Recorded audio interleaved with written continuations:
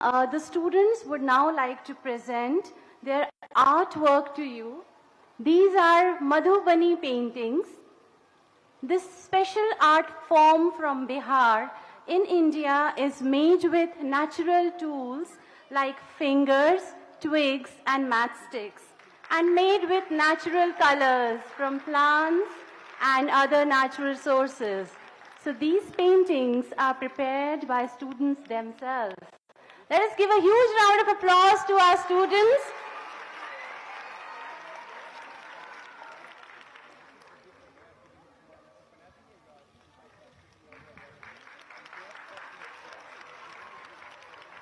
Wonderful.